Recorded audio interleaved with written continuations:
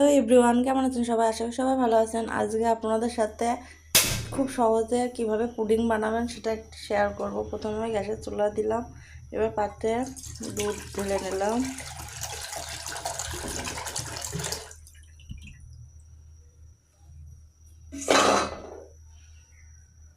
এবার দুধটা গরম হতে থাক।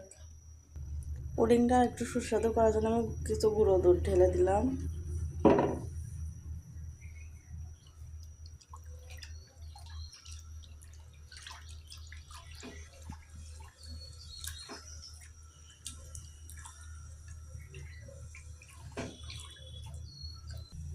এবার 2টা এলাচ দিয়ে দেবো।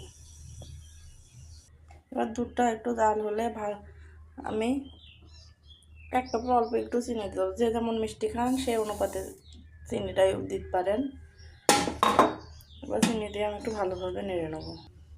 এবার দুধ জাল দেওয়া হয়ে গেছে। এবার দুধটা লাভিয়ে নেব, লাভিয়ে ঠান্ডা করে নেব। এবার আঁকাইতে আবার কড়া দিয়ে ক্যারামেলটা বানিয়ে নেব। ক্যারামেল বানানোর জন্য এখানে আমি অল্প একটু চিনি দেবো,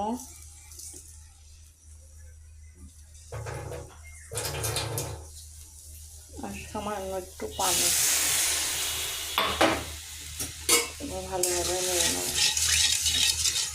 ক্যারামেলটা মানুষের খেয়াল সাথে বেশি পুড়ে না যায়, অনবরত এভাবে না দিতে হবে। আমার ক্যারামেলটা রেডি। এবার লাভিয়ে নেব।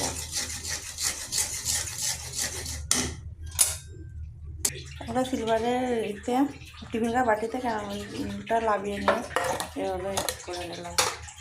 এবার দুধটা ঠান্ডা হয়ে গেছে, আমি 2টা ডিম দিয়ে নেব। এবার ডিম 2টা দুধের মধ্যে ভালো করে নাড়া দিয়ে দেবো।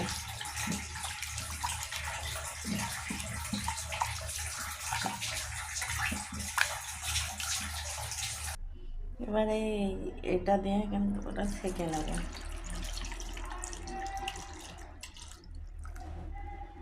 চুলার উপর পানি দিয়ে আমি একটা স্ট্যান্ড দিয়ে নেব।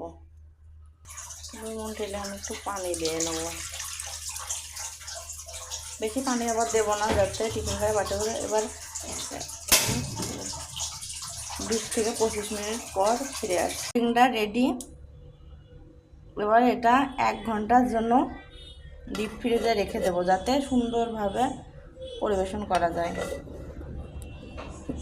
অনেকে আবার একদিন পুরো সম্পূর্ণ রেখে দিতে পারেন, তাহলে এবার অনেক ভালো হয়। আমি এটা ডিপ ফ্রিজে 1 ঘন্টা পর রেখে দিয়ে পরে পরিবেশন করব। এই যে পুডিংটা রেডি। এবার থালে লাভিয়ে নিই। জানি না কেমন হবে, ভেঙে যাবে কিনা। বেশিক্ষণ ফ্রিজে রাখিনি তো।